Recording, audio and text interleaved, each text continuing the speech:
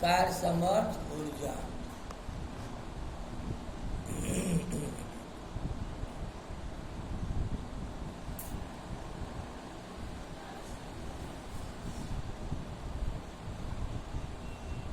कार्य क्या है? कार्य की परिभाषा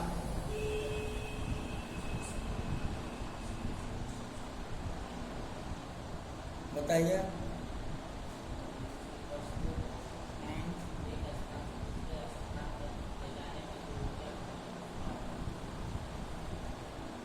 सही बता रहे आप। किसी वस्तु या पिंड को बल लगा करके उस पिंड के या वस्तु के में जो विस्थापन किया जाता है, विस्थापन और लगाए गए बल के अदिश गुणनफल को कार्य कहते हैं। लेकिन ये जब किसी वस्तु या पिंड को कोई बोर्ड में भी देखते रहो, जब किसी वस्तु या पिंड को कोई बाह्य बल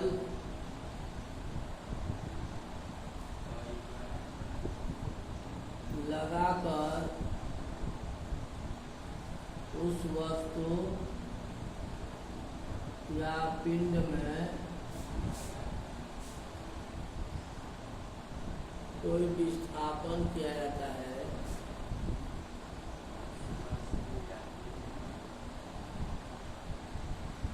तो विस्थापन तो बल तथा विस्थापन के अदिश गुणनफल को हम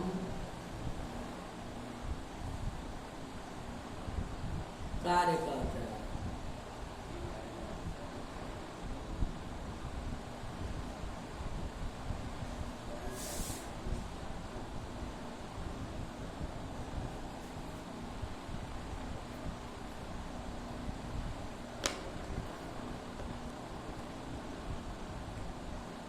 ठीक है ना?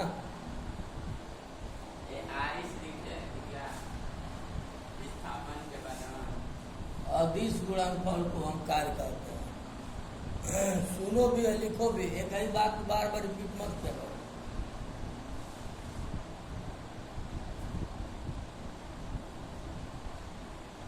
देखिए, अब ये कोई वस्तु है, अब इसको कोई बाह्य बल लगा करके इस वस्तु को हमने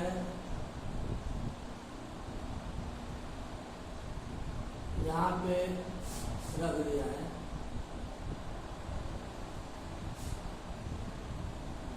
ठीक है, डी दूरी ले गए हैं, यहाँ से उठा करके कोई बाह्य बल लगा करके डी दूरी ले जा करके हमने यहाँ पर रख दिया है, और क्षैतिज से थीटा कोण पर, क्षैतिज से थीटा कोण पर ले गए हैं, तो विस्थापन क्या होगा? ये आधार है, मान लेते हैं ये P है, ये Q है और ये R है, तो त्रिभुज QPR में काश थीटा बराबर क्या होता है? आधार बटा कड़ होता है। आधार हो गया PQ, कड़ हो गया D, तो PQ बराबर कितना हो जाएगा? त्रिगुणा कर देंगे, D का सीधा हो जाएगा। तो PQ ही विस्थापन है, दूरी तो ये है, विस्थापन यह है। तो बताया गया है कार्य जो है बल और विस्थापन, यही है ना। विस्थापन के अदिश गुणनफल, ये अदिश है। सदिश राशि अदिश राशि बताएगी आप लोगों को। तो अदिश गुणनफल को हम कार्य कहते हैं। बल और ये विस्थापन का अदिश गुणनफल, ये अदिश है, डॉट प्रोडक्ट को हम कार्य कहते हैं। कार्य का अदिश राशि है, क्योंकि हम बताएं आप लोगों को कि सदिश राशि को माइनस से व्यक्त करते हैं और अदिश राशि को प्लस से व्यक्त करते हैं। तो बल एक सदिश राशि है, माइनस से व्यक्त करेंगे। डी cos थीटा, ये विस्थापन भी सदिश राशि है, इसको भी माइनस से व्यक्त करेंगे। अब माइनस माइनस मिलकर हो जाएगा प्लस।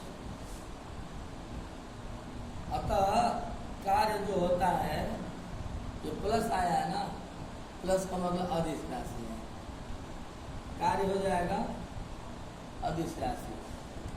ये फार्मूला नोट कर लीजिए, ये पूरा नोट कर लीजिए आप। बल कार्य बराबर बल और विस्थापन का अदिश गुणनफल। यह अदिश राशि कैसे है? बल सदिश राशि होता है माइनस, विस्थापन सदिश राशि होता है माइनस। अब माइनस माइनस गुणा कर देंगे तो प्लस हो जाएगा, अब प्लस अदिश राशि होता है। अब हम आपको इसमें केसेस बताने जा रहे हैं। केस क्या है मालूम है तो नोट करो। देखिए, अदिश राशि का मतलब ये डॉट प्रोडक्ट है। अब थीटा केस नंबर फर्स्ट पर निकालता है, थीटा बराबर 0 रख देते हैं। इसी समीकरण 1 में थीटा बराबर 0 रख देते हैं। तब कार्य W बराबर हो जाएगा यह dot product D cos 0। W बराबर यह cos 0 का वैल्यू 1 होता है, और 1 में डी से मल्टीप्लाई करेगा तो डी हो जाएगा, ये हो जाएगा, मात्रक हो जाएगा जूल, या न्यूटन मीटर हो जाएगा।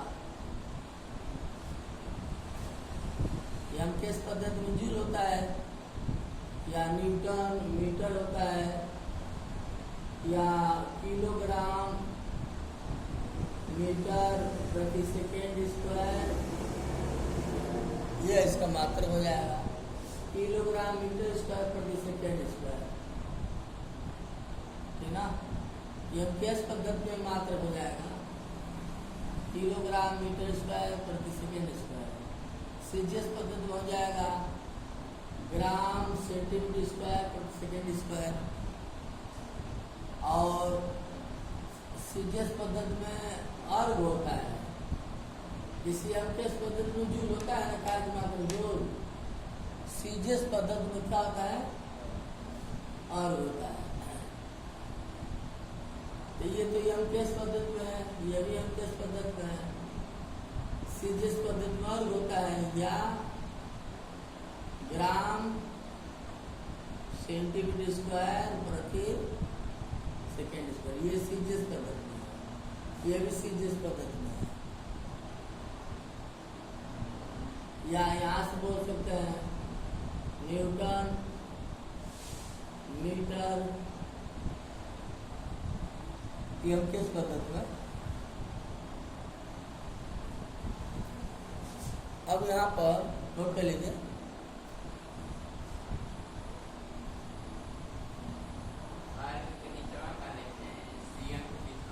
या ग्राम सेंटीमीटर स्क्वायर प्रति second square.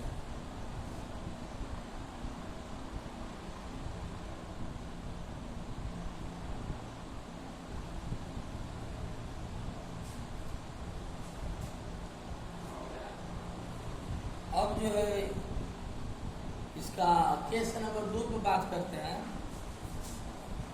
Case number 2, theta बराबर 90 अंश रख देते हैं। केस नंबर 2,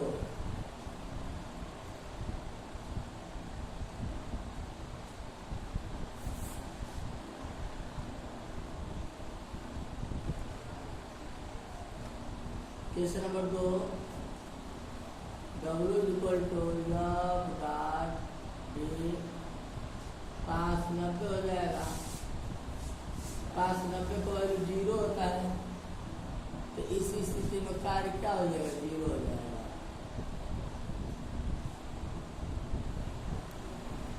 जीरो का मतलब यह है कि मान लेते हैं कि आपके सिर पर कोई सामान रख दिया जाए, जैसे ये कोई व्यक्ति है,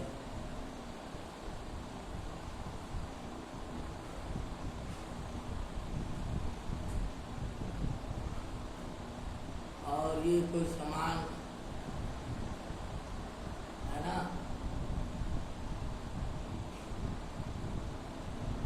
ले जा रहा है, कोई सामान है, तो इस स्थिति में इसी कोई सामान इसके सिर पर रख दिया गया है 10 किलो का, और ये लेके जा रहा है, तो क्षैतिज दिशा से 90 डिग्री की स्थिति में हमेशा रह रहा है। यह जो सामान है ये क्षैतिज दिशा से हमेशा 90 डिग्री रह रहा है। तो अगर इस व्यक्ति के सिर पर जो सामान रखा गया है उसका पोजीशन चेंज न हो और लेके जा रहा है, तो विस्थापन तो हो रहा है, यहाँ से लेके जा रहे हैं यहाँ पर, तो विस्थापन तो हो ही रहा है, लेकिन ये इस दिशा में क्षैतिज तल में वो कोण क्या हो जा रहा है? 90 डिग्री। तो अब यहाँ 90 डिग्री रख देंगे, क्या 90 को वैल्यू 0 हो जाएगा, यानी इस स्थिति में कार्य क्या हो जाएगा? शून्य हो जाएगा। इस स्थिति में कार्य शून्य हो जाएगा। नोट कर लीजिए। अब तमाम केसेस है। तीसरा केस 180,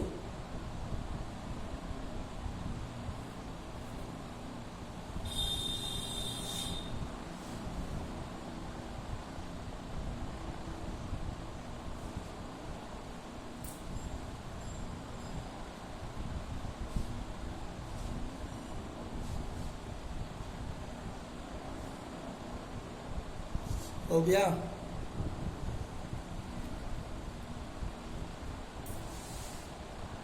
अब तीसरा केस में हम लोग चलते हैं।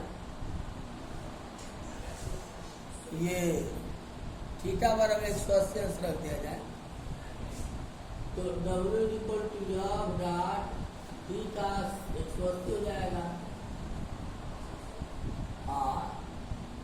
आता D equal to F dot D का 180 का वैल्यू क्या होता है? -1 होता है। एफ डी हो जाएगा, यानी कार्य निगेटिव होगा, कार्य निगेटिव होगा। क्यों? जिसे आपने इसे मान लेते हैं ये कोई पेन है,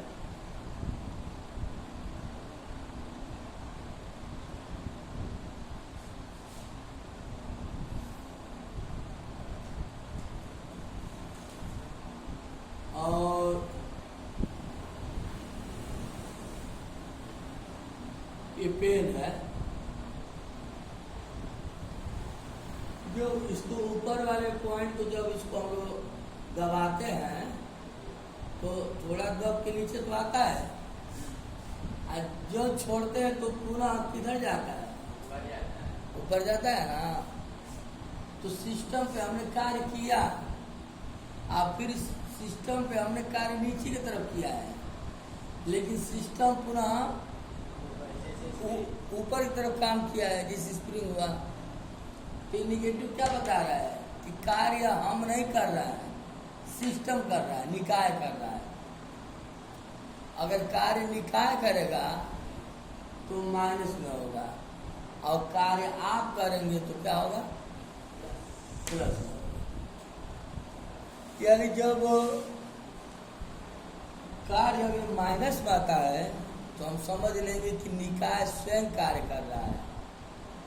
क्यों?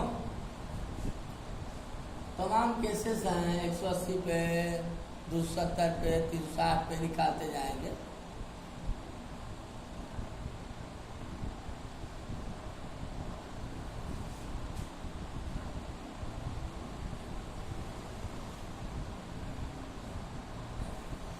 अब हम लोग सामर्थ्य पढ़ेंगे। सामर्थ्य क्या होता है?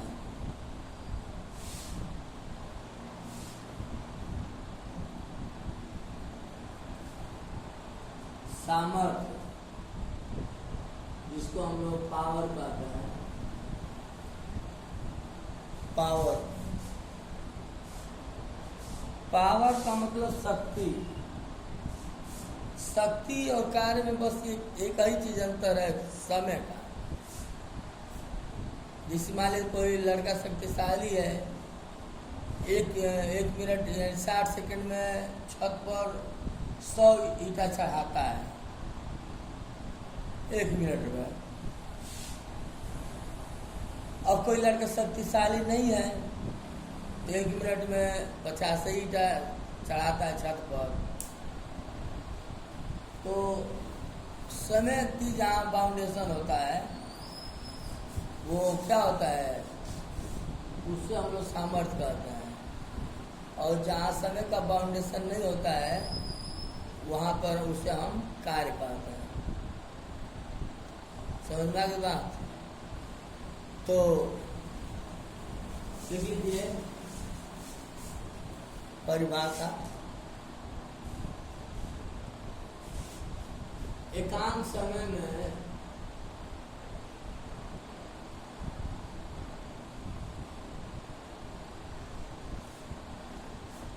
किसी कर्ता द्वारा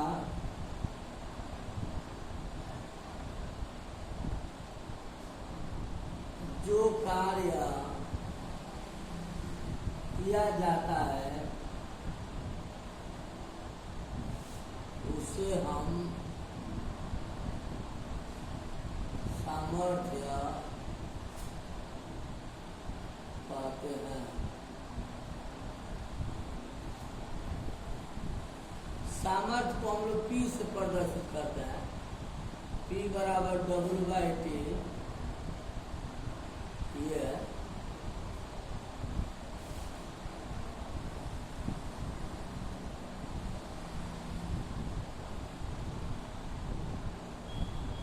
तो समय देखिए यहाँ है ना, समय एक निश्चित समय में कार्य किया जाएगा तो उसे ही हम सामर्थ्य कहते हैं। और जहाँ समय सीमा नहीं रहेगा, अजीत, समय का कोई बाउंडेशन नहीं रहेगा तो वो कार्य होता है। और जहाँ समय का बाउंडेशन होता है वो शक्ति होता है, सामर्थ्य होता है। और जहाँ समय का कोई बाउंडेशन नहीं होता है उसे हम शक्ति नहीं कहेंगे, सामर्थ्य नहीं कहेंगे, कार्य कहेंगे। तो P बराबर होता है, कार्य बराबर क्या होता है, बल गुणित विस्थापन। ठीक है ना? तो ये हो गया बल, और विस्थापन बटे समय को क्या लिखते हैं, वेग लिखते हैं, वेग।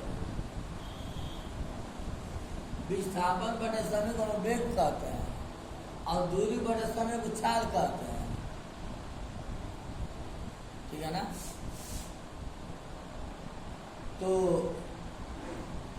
सामर्थ्य कौन सी राशि हुआ, सदिश राशि के अदिश राशि हुआ।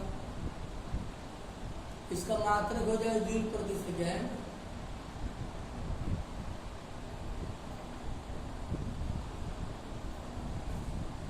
या वाट कहते हैं, जूल प्रति सेकेंड को हम वाट भी कहते हैं। तो सामर्थ्य कौन सी राशि है? सदिश की अदिश। हाँ, कैसे? बल सदिश राशि माइनस है, वेग सदिश राशि माइनस है, अब माइनस में स्प्रिंग हो जाएगा। अब प्लस कौन सी राशि होता है? अदिश राशि। अतः कार्य कौन सी राशि हो गया? अदिश राशि हो गया।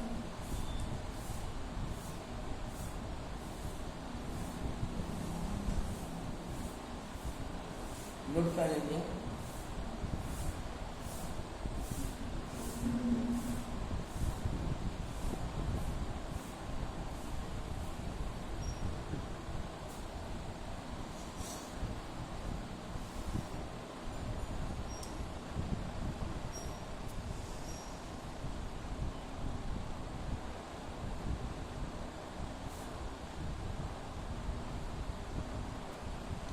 अब यहाँ पर जो आया है सामर्थ्य में बल और वेग, सामर्थ्य बल और वेग।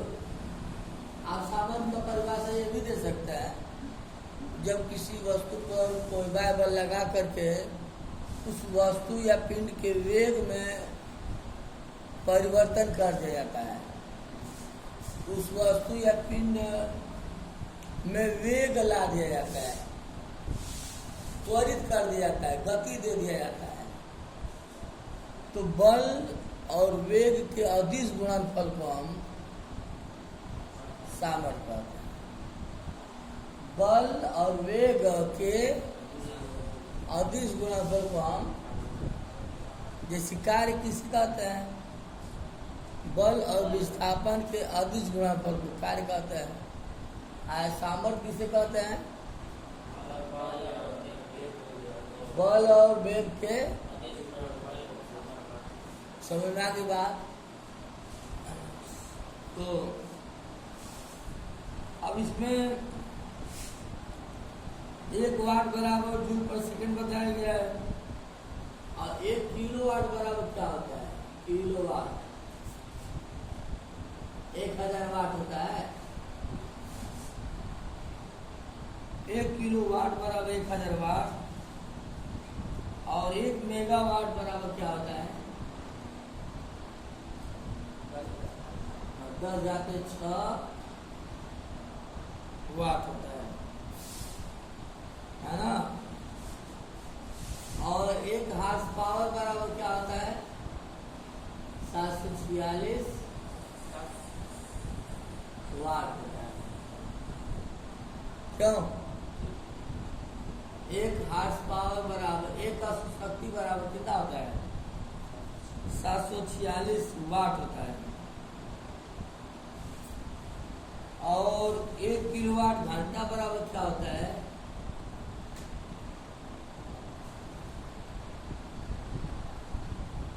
1 किलोवाट घंटा क्या हो जाएगा?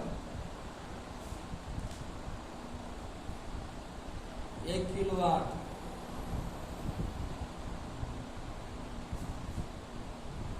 1000 वाट हो जाएगा ना। 1 किलोवाट में कितना होता है? 1000 वाट होता है। और 1 घंटा में कितना सेकेंड होता है? 60 मिनट होता है ना। आप मिनट को फिर सेकेंड में बदल दो, 36 सेकेंड हो जाएगा। 36 3 2 5,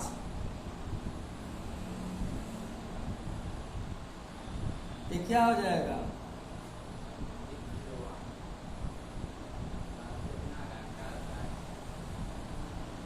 1 घंटा।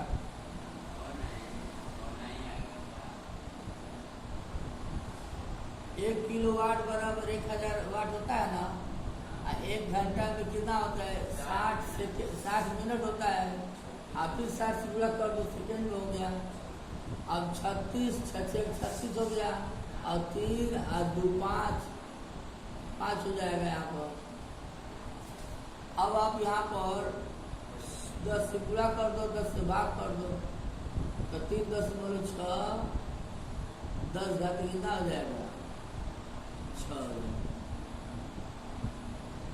ये इतना क्या हो जाएगा?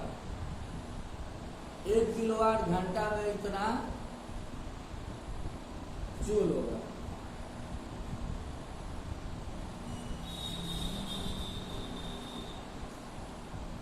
एक किलोवाट घंटा में कितना जूल होता है?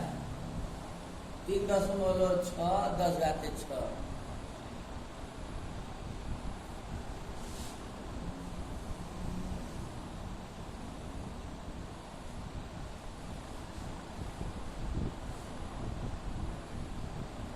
नोट करें जल्दी से।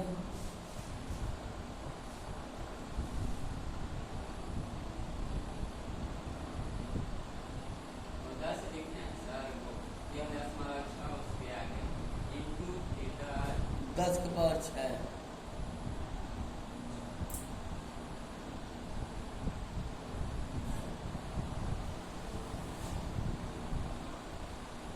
अब अगला हेडिंग लगाइए, सामर्थ्य। अरे सामर्थ्य है ऊर्जा। ऊर्जा क्या होता है? एनर्जी।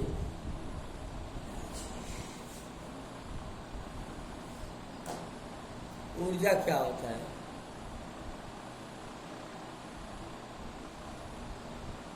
कार्य कर किसी भी निकाय, किसी भी निकाय में कार्य करने की क्षमता को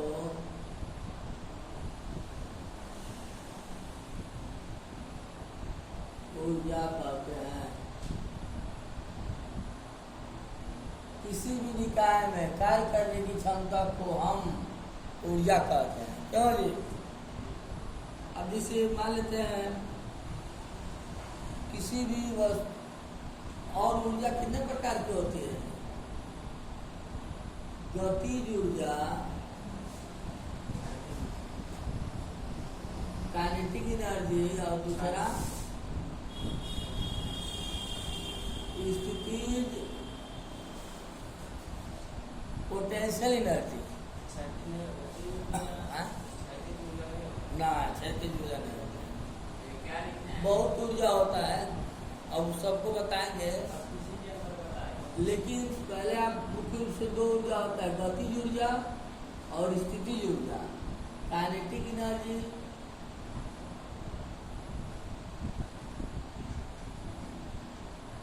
और दूसरा पोटेंशियल।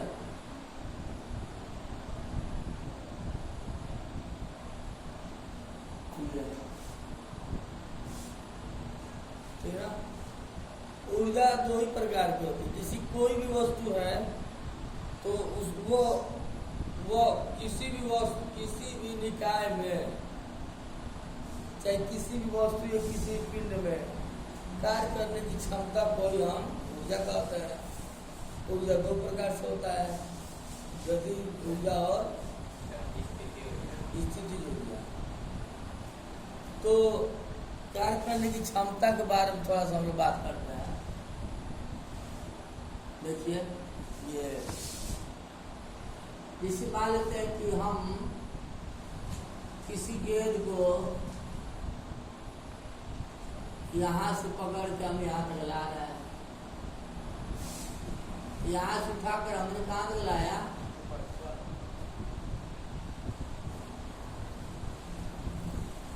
स्थानीय से स्थान, और ये चल खिलाया हूँ तो कार्य किया हमने किया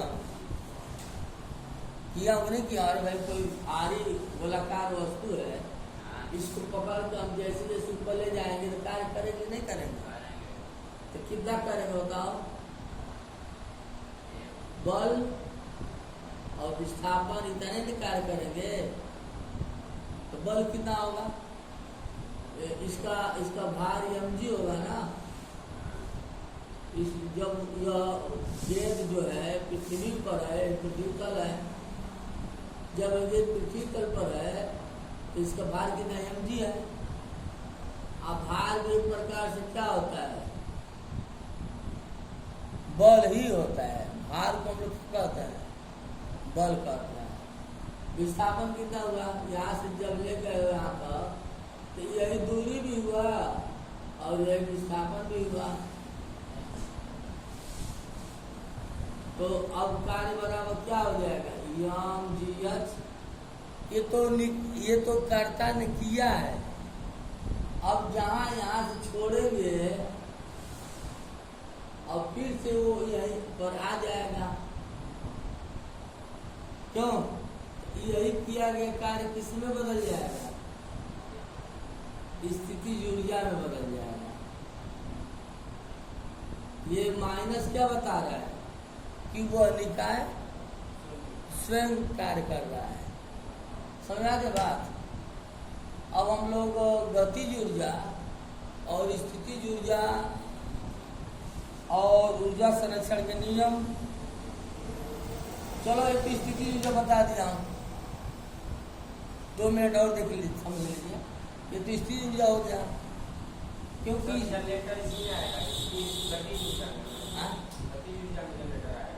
जनरेटर अगर उसमें हैंडल मार देते हैं तो चलता रहता है, तो वो तो विद्युत ऊर्जा ना है। हाँ, तो गति के कारण जो है गति ऊर्जा है, लेकिन वो गति कहाँ से आ रहा है, विद्युत ऊर्जा की वजह से आ रहा है ना। ऊर्जा को पैदा करता है। हाँ, विद्युत ऊर्जा ने पैदा किया गति को। हाँ, तो अगर हैंडल मार देते हैं तो गति करता रहता है, तो गतिज ऊर्जा है। और वह गतिज ऊर्जा कहाँ से इंड्यूस हुआ है, विद्युत ऊर्जा से। अब विद्युत ऊर्जा कहाँ से इंड्यूस हुआ है, जब डायनमो को उत्तरी ध्रुव और दक्षिणी ध्रुव के बीच में रखते हैं और उसको गति करा देते हैं, तो उसमें प्रेरित विद्युत वाहक बल उत्पन्न होता है। अब प्रेरित विद्युत वाहक बल पहले चुंबकीय फ्लक्स में परिवर्तन होता है, जब घुमाते हैं हैंडल मारते हैं तो चुंबकीय फ्लक्स में जो परिवर्तन होगा क्यों प्रेरित विद्युत वाहक बल उत्पन्न हो जाएगा। अब प्रेरित विद्युत वाहक बल जब उत्पन्न हो जाएगा और उसको डायनमो को किसी बाह्य प्रतिरोध से जोड़ देंगे, कहीं किसी बल से जोड़ देते हैं, तो वह क्या हो जाएगा,